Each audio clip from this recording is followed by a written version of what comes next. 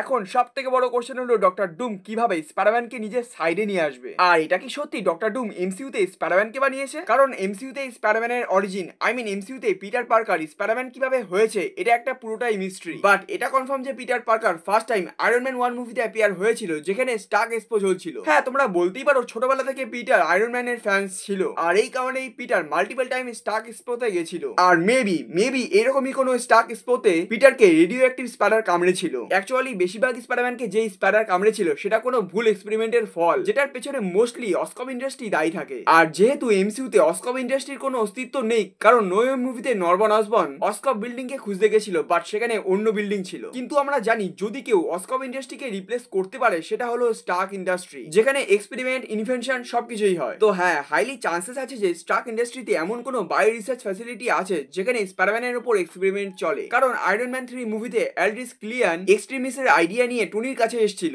তাই জাস্ট ভেবে দেখো, যদি স্টার্ক ইন্ডাস্ট্রিতে কোনো বায়ো রিসার্চ ফ্যাসিলিটি না থাকতো তাহলে অ্যালড্রিস ক্লিয়ান টনির কাছে কেন আসতো? ইভেন মুভির লাস্টে আমরা দেখেছি টনি পেপারের বডি থেকে এক্সট্রিমিস্টকে বের করেছিল। আর এটা থ্রুতেই তোমরা বলতে পারো স্টার্ক ইন্ডাস্ট্রিতে টেকনোলজির সাথে সাথে বায়ো রিসার্চও হয়। তাই এটা মেনে চলো যে পিটার পার্কারকে যে স্পাইডার কামড়েছিল সেটা স্টার্ক ইন্ডাস্ট্রি থেকেই বেরিয়েছিল। আর মেবি টনি এটা জানতো, তাই ও পিটার পার্কারের উপর নজর রেখেছিল। ইভেন ইন্টারেস্টিংলি টনি এটাও জানতো যে পিটার ওর স্পাইডারম্যান স্যুট কোথায় রাখে। তোমরা জাস্ট ভেবে দেখো, যেখানে টনি নিক ফিউরিকে ইগনোর করে, সে পিটার পার্কারের প্রত্যেকটা ব্যাপারে নজর রেখেছিল। আর এই সব কিছু রিজন এটা হতে পারে যে যেহেতু পিটার পার্কার স্পাইডারম্যান হওয়ার পেছনে স্টার্ক ইন্ডাস্ট্রির হাত ছিল, তাই টনি পিটার পার্কারকে সেফ রাখতে চেয়েছিল। বা এটাও হতে পারে যে টনি স্টার্ক পিটার পার্কারের প্যারেন্টসকে কোনো এক সময় প্রমিস করেছিল, বা টনির মধ্যে পিটার পার্কারের প্যারেন্টসকে নিয়ে কোনো গিল্ট আছে। হ্যাঁ, আমি জানি একটু বেশি থিওরি লাগিয়ে ফেলেছি, বাট এই ভিডিওর এন্ড হতে হতে তোমরাও এই থিওরিকে ডিনাই করতে পারবে না। আমরা দেখেছি প্রথম থেকে এই টনি পিটারের প্রত্যেকটা বিপদ থেকে বাঁচিয়েছে, মিনিটে হালচাল জিজ্ঞেস করেছে, ইভেন ভুল করলে প্যারেন্টসদের মতন বকাঝকা করেছে। এছাড়া পিটারের জন্য মাল্টিপল স্যুট বানিয়েছে, যেটা এখনো পর্যন্ত ক্যাপ্টেন আমেরিকা,